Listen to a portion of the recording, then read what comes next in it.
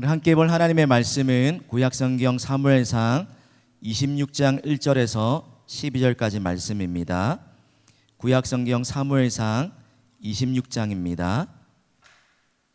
사무엘상 26장 1절에서 12절까지 말씀을 하나님의 주권을 따르는 삶이라는 제목으로 우리 하나님 말씀 받겠습니다. 우리 성경책 또는 앞에 화면에 보시고 한 절씩 교독해서 읽도록 하겠습니다. 10사람이 기브아에 와서 사울에게 말하여 이르되 다윗이 강야 앞 하길라 산에 숨지 아니하였나이까 하매 사울이 일어나 10 광야에서 다윗을 찾으려고 이스라엘에서 택한 사람 3,000명과 함께 10 광야로 내려가서 사울이 광야 앞 하길라 산 길가에 진치니라. 다윗이 광야에 있더니 사울이 자기를 따라 광야로 들어옴을 알고 이에 다윗이 정탐꾼을 보내어 사울이 과연 이른 줄 알고 다윗이 일어나 사울이 진친 곳에 이르러 사울과 내레 아들 군사령관 아브넬이 머무는 것을 본즉 사울이 진영 가운데 누웠고 백성은 그를 둘러 진쳤더라. 햇사람 아히멜렉과 스루야의 아들 요압의 아우 아비새에게 물어 이르되 사울에게 누가 나와 더불어 진양에 내려가서 사울에게 이르겠느냐 하니 아비새가 이르되 내가 함께 가겠나이다. 다윗과 아비새가 밤에 그 백성에게 나아가 본즉 사울이 진영 가운데 누워 자고 창은 머리끼어 땅에 꽂혀 있고 아브넬과 백성들은 그를 둘러 누웠는지라. 다윗에게 이르되 하나님이 오늘 당신의 원수를 당신의 손에 넘기셨나이다. 그러므로 청하오니 내가 창으로 그를 찔러서 단번에 땅에 꽂게 하소서. 내가 그를 2번 찌를 것이 없으리이다 하니 다윗이 아비새에게 이르되 죽이지 말라. 누구든지 손을 들어 여호와의 기름 부음 받은 자를 치면 죄가 없겠느냐 하고 다윗이 또 이르되 여호와께서 살아계심을 두고 맹세하노니 여호와께서 그를 치시리니 혹은 죽을 날이 이르거나 또는 전장에 나가서 망하리라. 내가 손을 들어 여호와의 기름 부음 받은 자를 치는 것을 여호와께서 금하시나니 너는 그의 머리 곁에 있는 창과 물병만 가지고 가자 하고 다윗이 사울의 머리 곁에서 창과 물병을 가지고 떠나가되 아무도 보거나 눈치채지 못하고 깨어있는 사람도 없었으니 이는 여호와께서 그들을 깊이 잠들게 하셨으므로 그들이 다 잠들어 있었기 때문이니라. 아멘. 우리가 계속해서 큐티 말씀 사무엘상을 보고 있죠. 그럼 계속해서 이 큐티 내용이 하나님께서 선택하셨던 두 사람, 두 왕에 관한 그 대조적인 인생을 보여주고 있지 않습니까? 그렇죠? 그들이 똑같이 선택을 받았지만 그러나 확연하게 달라 보이는 그들의 믿음이 어떠한 것인지를 큐티 말씀을 통해서 우리가 살펴보고 있습니다. 여러분 이번 주 설교를 준비하면서 다시 한번 다윗이 첫 등장했던 그때부터 오늘 우리가 읽었던 본문까지 다윗의 인생이 어떠했는지를 한번 살펴보았어요. 여러분 다윗의 인생을 표현하자면 그렇죠? 파란만장하다라는 그런 표현을 쓰는 것처럼 인생의 굴곡이 그렇죠? 고비고비마다 넘어야 할 산들이 있었고 순탄치 않았던 인생이 바로 다윗이라는 사람의 인생이었다는 겁니다. 여러분 이 다윗의 인생을 묵상하면서 또 다시 한번 천천히 지나왔던 본문 말씀들을 되새겨보면서 다윗의 행동, 또 다윗의 마음, 다윗의 심정, 또 하나님을 향한 태도 이런 것들을 살펴보았을 때 2가지 단어로 압축해 볼 수 있는 것 같아요. 하나는 유행가 제목인데 여러분 혹시 압니까? 이문세 씨 노래인데 언제쯤 사랑을 다 모르시죠? 알 수 없는 인생이란 겁니다. 알 수 없는 제목이 언제쯤 사랑을 다 알까요? 언제쯤 뭘 알까요? 그렇죠? 그러면서 알 수 없는 인생이죠. 이런 가사가 나오는데 다윗의 인생을 보면서 우리의 인생도 마찬가지로 여기 앉아 있는 저와 여러분 내일 일을 너희가 알지 못하냐 잠시 있다가 사라질 안개와 같은 게 우리의 본질, 인생의 본질이라고 말하는 것처럼 열심히 계획하지만 한치 앞에 그렇죠? 시간도 내일도 알 수 없는 것이 하나님을 믿고 있는 저와 여러분에도 마찬가지라는 겁니다.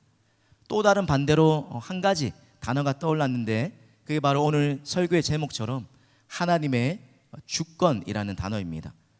알 수 없는 인생, 또 반대편에는 하나님의 주권이라는 이 단어가 이 다윗 한 사람 인생 속에 고스란히 녹여져 있다는 겁니다.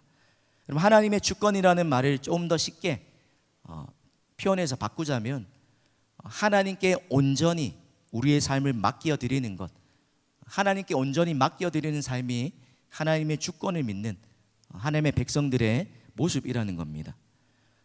하나님의 주권 또한 알 수 없는 인생이다.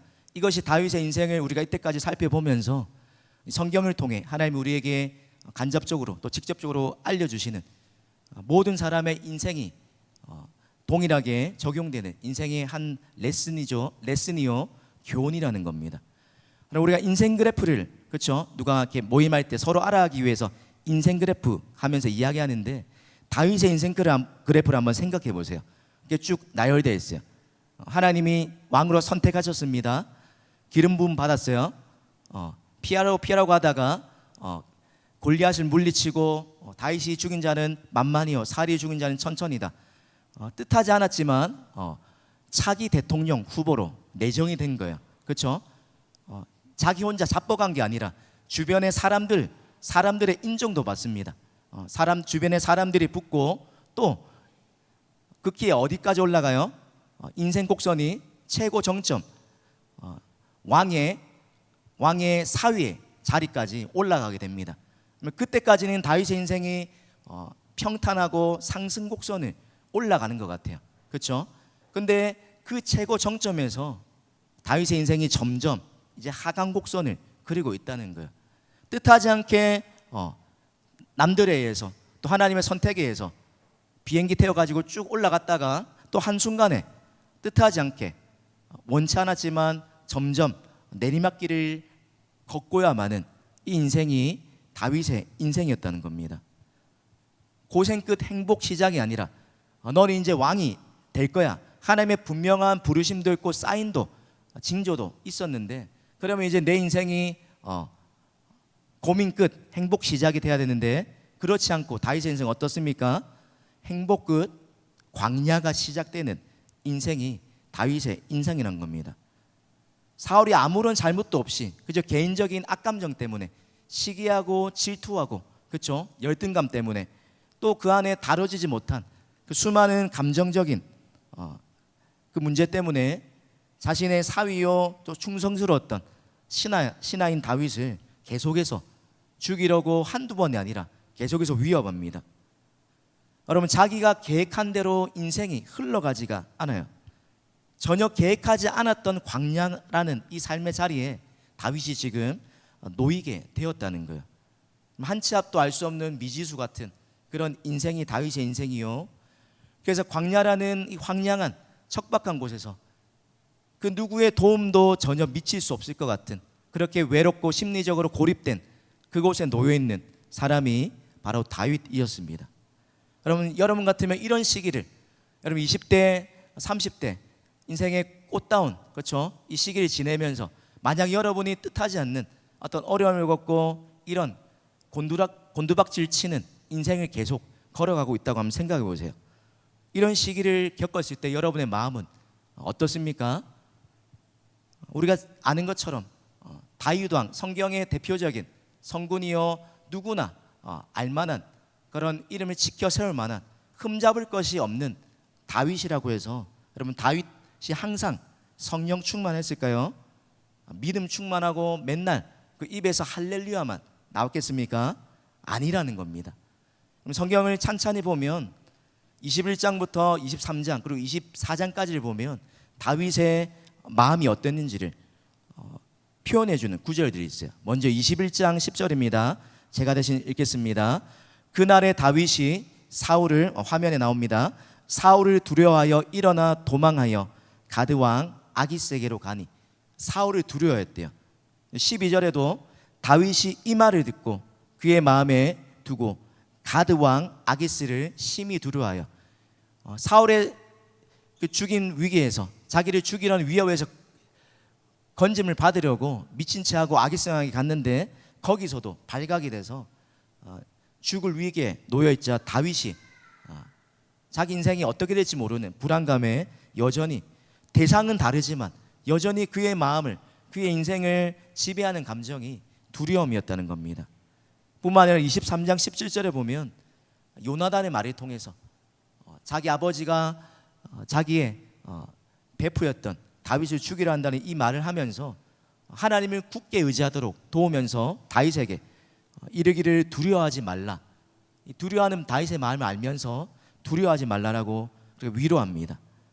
그리고 23장 26절에 보면 다윗이 또 사울을 두려워해서 급히 피하려 했다. 여러분, 두려운 마음뿐만 아니라 다윗의 마음에 또 어떤 감정이 있었습니까? 24장 15절에요. 화면에 보면 다윗이 이렇게 고백해요. 사울이 자신에게 찾아왔을 때 그 죽을 자신이 원수를 갚을 수 있는 그 위기의 순간에 사울을 마주하면서 이렇게 자신의 심령을 하나님 앞에 토로합니다. 나의 사정을 살펴 억울함을 살펴주십시오. 이 뜻하지 않는 인생 속에서 다윗이 지금 두려움도 있고 불안도 있고 또 분노도 있고 또 상처에 쉽게 지배당하기 쉬운 그런 환경에 처해 있었다는 겁니다. 내가 스스로 왕이 된다고 한 적도 없는데 왜 하나님이 피곤하게 내가 원치도 않는 이런 일들을 내 인생에 행하셔서 왜 내가 지금 사울에게 쫓겨 다녀야 하지? 내가 잘못한 게 하나도 없는데 왜 미움을 받고 죽을 위기에 놓여야 하나? 이 불안정한 삶을 언제까지 내가 계속 살아야 하나라는 이런 질문들, 이런 마음들이 다윗에게 끊임없이 있었을 겁니다. 한마디로 다윗이 상승곡선에서 갑자기 곤두박질 치면서 그 인생이 자칫 잘못하면 한순간에 망가질 대로 망가질 수 있는 그런 위기에 놓여 있었다는 거예요. 그런데 오늘 성경을 보면서 우리가 큐티하면서 봤던 다윗의 모습은 어떻습니까? 하나님 보시기에 오히려 너는 내 마음에 합한 자라다라고 이렇게 인정할 그 칭호가 어울릴 만큼 점점 더 이런 위기 속에서도 다윗의 모습이 사울과는 전혀 다른 모습으로 문제를 해결해 나가고 있다는 거예요. 그렇다면 질문 한 가지 던지면 다윗이 어떻게 똑같은 어려움을 만나고 똑같은 이 마음의 악감정들 스스로 제어할 수 없는 이런 상황에 놓여 있으면서도 자신 앞에 원치 않게 통과해야 되는 이 광야의 시간을 통과하고 있습니까? 이 광야의 시간을 다윗이 우여곡절이 있었지만 그래도 순탄하게 하나님 보시기에 합한 자라다라고 왕으로 세워지기까지 걸어올 수 있었던 그 비결이 무엇입니까?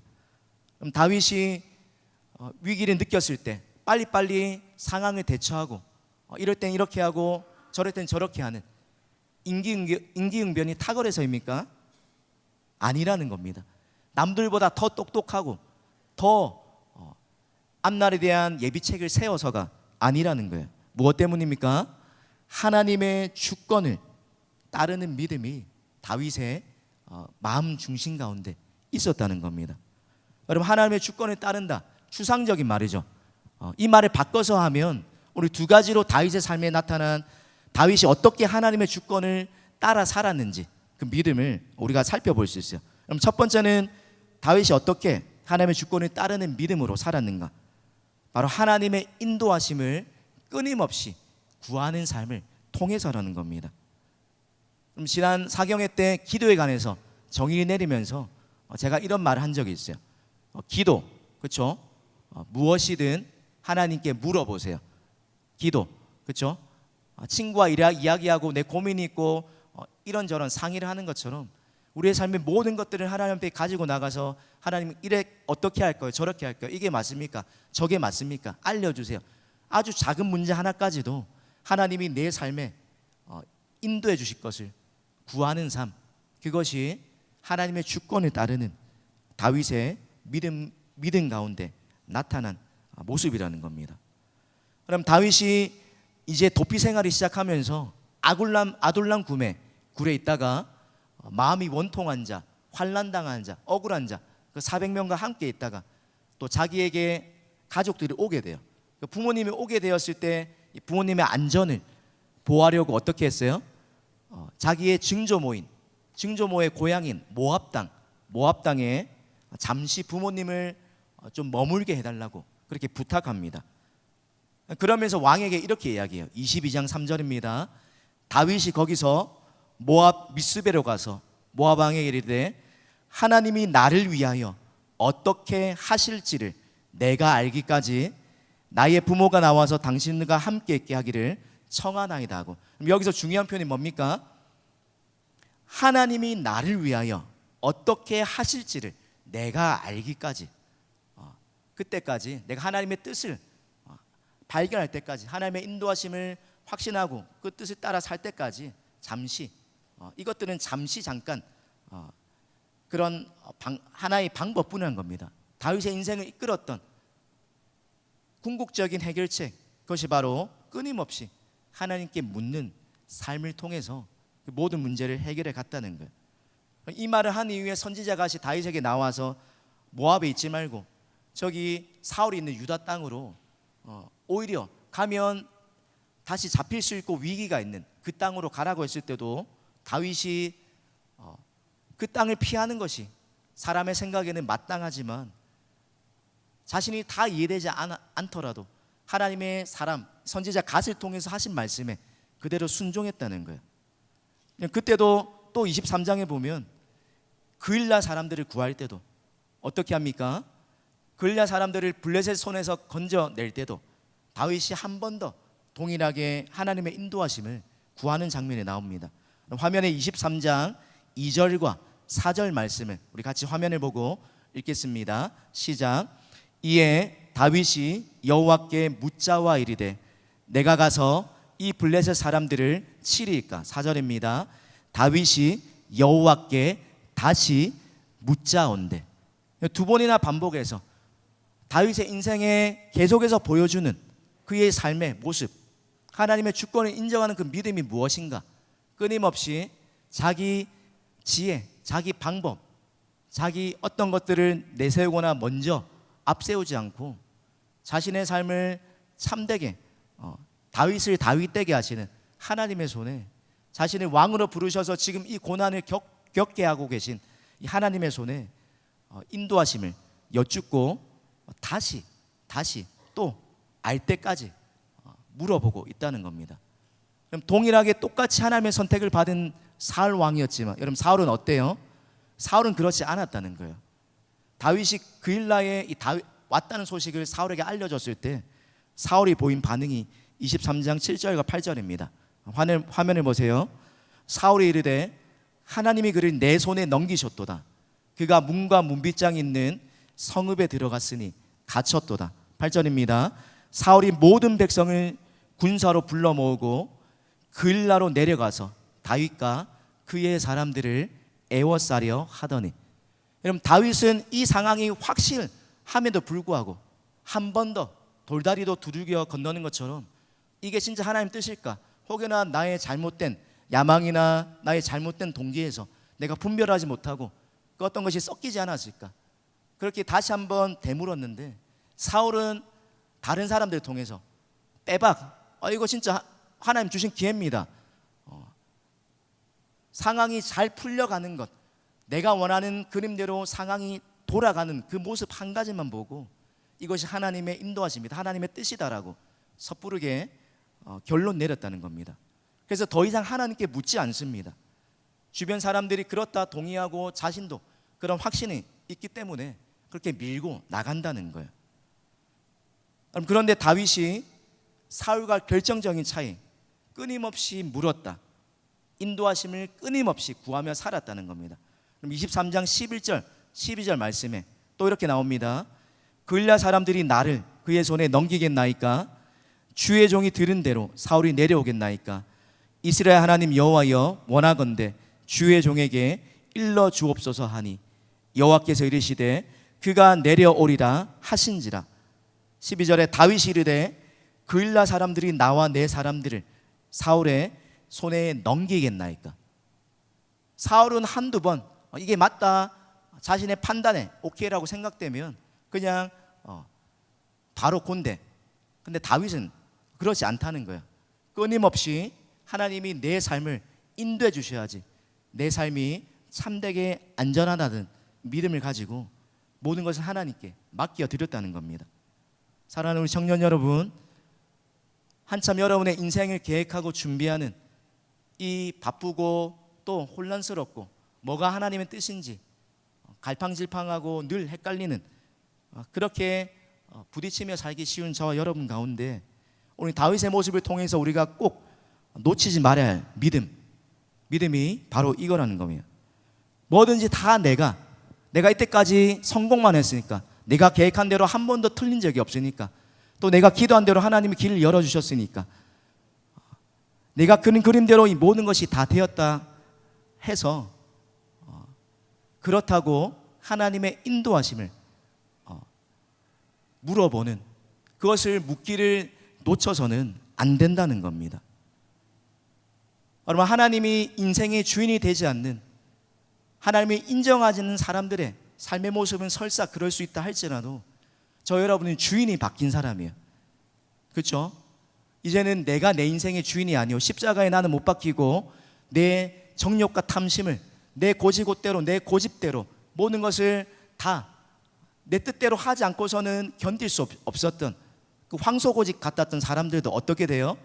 하나님 발 앞에 하나님 은혜가 뭔지 알고, 비록 그게 내가 생각했던 때와 내가 생각했던 방법과는 다르다 할지라도 사람의 지혜보다 더 지혜롭고 하나님의 약한 것이 사람의 강한 것보다 더 강하다는 사실을 하나하나씩 배워가는 그 사람이라면 내 인생의 핸들, 내 인생의 이 키를 자기가 직접 드라이브하지 않는다는 거예요. 내가 할 수도 있지만 그러기 전에 한 번 더 하나님께 내어드리고 하나님께 인생의 방향을 아뢰고 하나님의 인도하심을 구하면서 그 몸부림을 치열하게 해나가야 할 시기가 지금 20대와 30대 또한 40대까지, 그렇죠? 인생의 미지수가 가득한, 우리 뜻대로 풀려야 풀리지 않는 그 일들이 가득한 이 삶을 살아가면서 저와 여러분 가운데 열매로 나타나야 할 그런 믿음이라는 겁니다. 여러분, 왜 하나님의 인도하심을 구하면서 살아야 합니까? 왜 내 뜻대로 해서는 안 되고 왜 굳이 하나님의 뜻을 구하면서 살아야 합니까? 우리가 잘 아는 시편 127편, 솔로몬이 지은 시, 성전으로 올라가면서 지은 노래라고 불리는 이 시편 127편 1절과 2절을 보면 이렇게 되어 있습니다. 여러분, 유진 피터슨 목사님이 쓴 메시지 성경, 조금 현대어에 맞게 많이 의역했는데요, 화면 한번 보세요. 하나님이 지어 올리시지 않으면 집 짓는 자들이야 기껏 판잣집이나 지을 뿐, 하나님이 성을 지켜주시지 않으면 파수꾼이야 밤에 있으나 없으나 매 한 가지, 아침 일찍 일어나 밤늦게 잠자리에 들며 노심초사 뼈 빠지게 일해봐야 모두 헛수고, 알아두어라, 그분께서는 사랑하는 이들에게 심 주시길 좋아하시는 분이시다. 여기서 지어 올린다, 성을 지킨다, 뭘 비유하는 말입니까? 우리 인생이 마치 그와 같다는 겁니다. 내가 내 인생의 집을, 성을 누구보다 튼튼하게 안전하게 그렇게 쌓고 방비책을 쌓으면서 남들보다 덜 자고 일찍 일어나고, 그렇죠? 수많은 수고를 해보지만 여러분, 어리석은 부자를 통해서 예수님이 우리에게 알려주셨던 것처럼 너희가 여러 해 동안 먹을 곡식과 재물을 쌓아 두었지만 하나님이 한순간에 이것을 부시면 누구의 것이 되겠느냐, 너희 생명이 어떻게 되겠느냐 말씀하시는 것처럼, 여러분 오해하지 마세요. 우리의 노력이 필요하지 않다, 모든 게 하나님 손에 다 달려있으니까 그냥 운명론적으로 이렇게 따라간다, 그 말을 하는 거 아닙니다. 그렇죠? 기독교의 삶의 원리는 일하기 싫어하거든 먹지 말라요. 누구보다 근면성실을 당연하게 기본 베이스로 깔고 가는 거예요. 그런데 그건 넘어서의 삶이, 인생이 있다는 겁니다. 내가 지어봐야, 내가 쌓아 올려봐야 기껏해야 판잣집이고 또 뼈 빠지게 일해봐야 한순간에 와르르 무너질 수 있는 그런 불안정한 삶의 기반이지만, 그러나 이 수고가 많은 인생 가운데 매일 다람쥐 쳇바퀴 돌듯이 또 내일 월요병에 걸려가지고 직장 어떻게 출근하나, 때려칠까 말까 고민하고, 그렇죠? 늘 이런 삶을 반복하는 우리의 삶 가운데 내가 열심히 노력하는 것, 그것도 물론 맞지만 때로는 나의 삶이 내 실력이 부족하고 내가 디자인했던, 내가 세팅했던 그 길과 다윗처럼 벗어난다 할지라도 거기서 인생 끝나지 않는다는 거예요. 왜요? 저 여러분을 부르신 하나님께서 지금도 쉬지 않고 여러분을 향한, 한 사람 한 사람을 향한 그 계획들을 이루어가고 계시고, 그것들이 눈에 보이지 않는다 할지라도, 때론 느려 보인다 할지라도 주님의 시간에 주님의 뜻을 이뤄가시는 분이기 때문이라는 겁니다. 오늘 다윗이 하나님의 주권에 따르는 첫 번째 모습이 하나님께 인도함을 구하는 삶, 무엇이든 물어보는 삶이었다면, 또 비슷하지만 두 번째로 오늘 읽었던 26장에서 나타나는 이 사건을 통해서 볼 수 있어요. 이 간산 10사람들이 사울에게 잘 보이려고, 그렇죠? 다윗이 어디 있는지 밀정 역할, 밀고를 합니다. 그래서 사울이 군사 3,000명을 가지고 이 다윗을 없애려고 쫓아왔어요. 코아까지 이제 다윗을 쫓아온 상황입니다. 이 소식을 다윗이 듣고 정탐꾼을 보내고 자신이 또 직접 확인하고 급기야 자신의 군대 장관인 아비새, 그렇죠? 아비새와 같이 사울이 쳐들어온 그 진영으로 들어가게 됩니다. 거기서 확인한 게 뭐예요? 밤중에 다 누워 자고 있는 장면을 목격하죠. 오늘 7절에 다윗과 아비새가 밤에 그 백성에게 나아가 본즉 사울이 진영 가운데 누워 자고 창은 머리곁 땅에 꽂혀 있고 아브넬과 백성들은 그를 둘러 누웠는지라. 그럼 사울과 군대 장관이 너무나 철통 방어를 하고 있을 거라 생각했는데 너무나 어이없게 무장 해제하고 나 잡아가라 이렇게 하고 있는 모습을 보면서 아비새가 다윗에게 이렇게 이야기합니다. 8절입니다. 아비새가 다윗에게 이르되 하나님이 오늘 당신의 원수를 당신의 손에 넘기셨나이다. 그럼 사울처럼 이제 기회가 왔다는 거예요. 이제 원수 갚을 날이 드디어 기회가 왔고, 이거 하나님 뜻이다. 더 미뤄서는 안 된다. 빨리 진행하라고 계속 부추깁니다. 어서 해치우자고 다윗의 마음을 충동질해요. 그때 다윗이 어떻게 반응합니까? 12절입니다. 다윗이 사울의 머리 곁에서 창과 물병을 가지고 떠나가되 아무도 보거나 눈치채지 못하고 떠나가되. 너무나 어이없지 않습니까? 이제 그토록 내가 이 갈면서 기회만 딱 와봐라, 가만히 안 둔다, 그렇게 딱 할 수도 있었는데 너무나 어이없게 창과 물병만 가지고 그 자리를 떠났다는 겁니다. 스스로 이제 모든 문제를 종결할 수 있는 그 기회가 코앞에 있는데도 자기 손으로 이 문제를, 이 원수를 갚으려 하지 않고 이 문제를 자기의 힘으로 해결하려 하지 않는다는 거예요. 왜요? 하나님의 주권을 인정하는 믿음이 있었기 때문인 거예요. 그러면서 아비새에게 이렇게 대답해요. 10절과 11절입니다. 다윗이 또 이르되 여호와께서 살아계심을 두고 맹세하노니 여호와께서 그를 치시리니 혹은 죽은 날이 이르거나 또는 전장에 나가서 망하리라.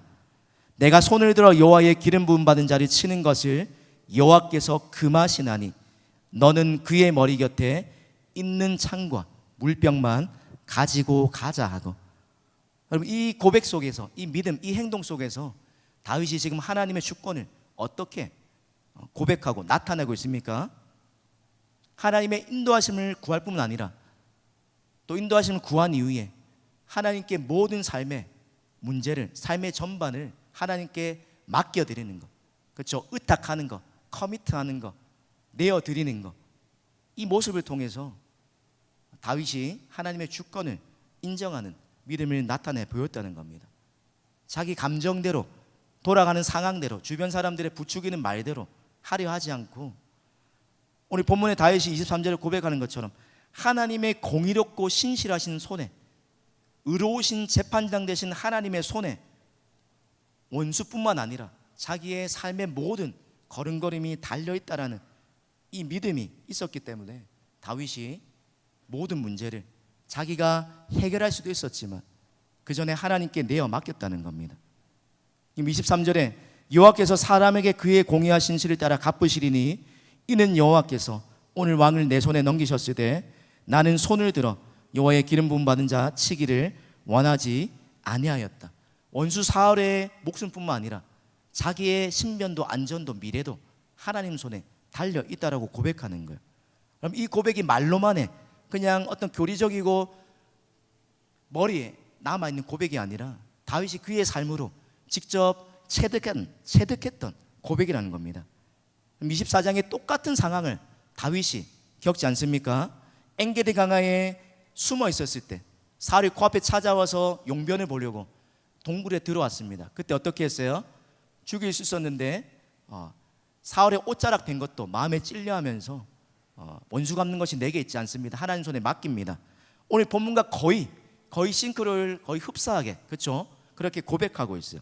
그럼 이 사건뿐만 아니라 한 장 앞장에 25장에 보면 또 어떤 일을 겪었어요?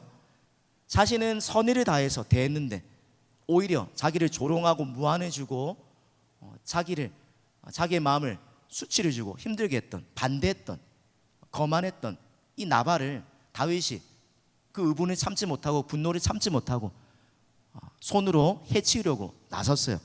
그때 하나님께서 아비가일이라는 사람을 보내셔서 다윗이 충동적으로 행동하지 못하도록 하나님의 마음에 합한 사람의 모습처럼 걸어갈 수 있도록 하나님께서 먼저 이 상황들을 해결해 가셨어요.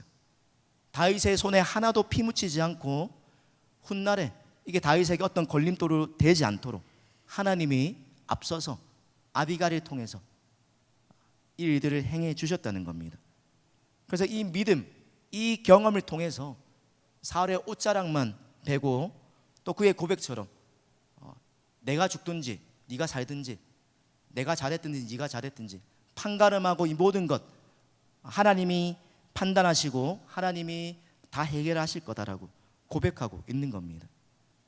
사랑하는 여러분, 여러분의 삶을 하나님의 손에 맡겨드리면서 살아가고 있습니까?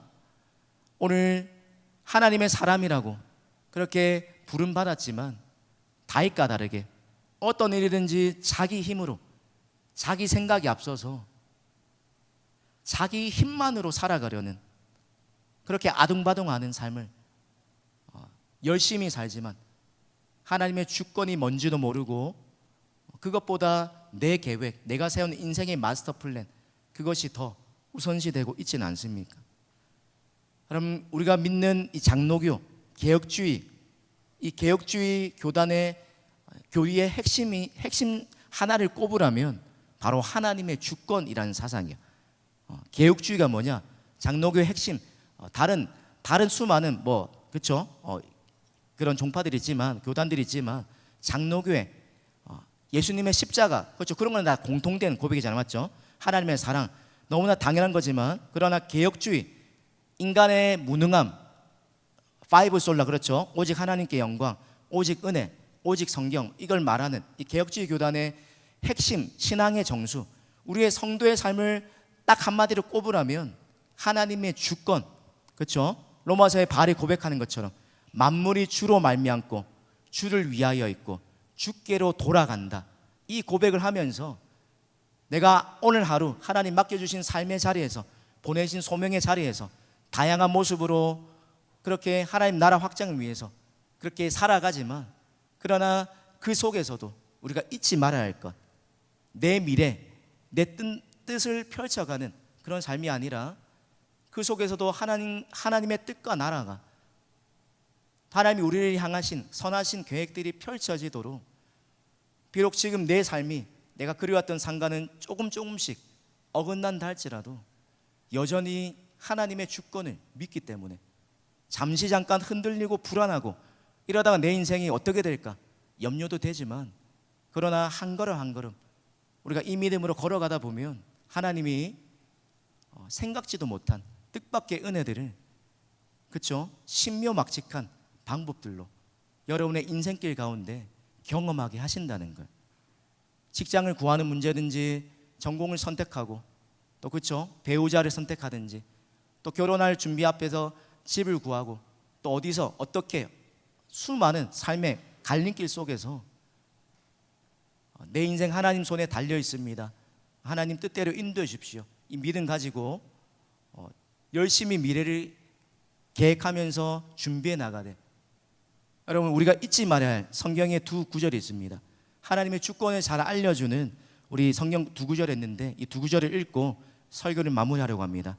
먼저 예레미야 10장 23절 말씀입니다. 우리 화면을 보고 함께 읽겠습니다. 시작. 여호와여 내가 알거니와 사람의 길이 자신에게 있지 아니하니 걸음을 지도함이 걷는 자에게 있지 아니하니이다. 우리가 인생길을 걸어가지만 그렇죠. 앞날 이래저런 이런 대학에 가고 몇 세쯤이면 이런 삶을 살고 뭔가를 이루고 행복한 누구를 만나서 그런 미래를 그리지만 그러나 그것조차도 하나님의 손에 달려 있다라는 겁니다. 우리가 더 잘 아는 표현으로 잠언, 우리가 또 큐티해왔던 본문이죠. 잠언 3장 5절 6절에 솔로몬이 뭐라고 고백합니까? 함께 읽어볼까요? 시작. 너는 마음을 다하여 여호와를 신뢰하고 내 명철을 의지하지 말라. 너는 범사에 그를 인정하라. 그리하면 내 길을 지도하시리라. 오늘 이 강야와 같은 뜻하지 않는 인생의 이 나랏길에서 광야길을 통과하면서 다윗이 배웠던 인생 레슨 하나, 바로 하나님의 주권, 주님 손에 내 삶을 맡겨드릴 때 가장 안전하다, 그것이 지름길이다라는 것들을 깨달았다는 겁니다. 삶의 문제 하나하나를 하나님 손에 맡겨드리는, 그 손에서 해결되어가는 그 은혜를 덧입는 인생이 무엇인지를 다윗이 머리가 아니라 가슴으로, 삶으로 경험했다는 겁니다. 사랑하는 우리 진솔 청년 여러분, 다윗처럼 여러분의 인생이 불안하고 앞날을 모르는 그 상황 속에서도 여러분이 믿음을 붙들고 걸어갈 수 있는 이유, 한 걸음 한 걸음 내디딜 수 있는 이유, 하나님 한 번도 나를 실망시킨 적 없으시고, 그렇죠? 다윗의 고백처럼 공평과 신실하심으로 지금까지 지나오고 나서 보니까 내 인생을 여기까지 에베네셀로 인도하셨다는 이 때 묻은 고백이 우리에게 있기 때문입니다.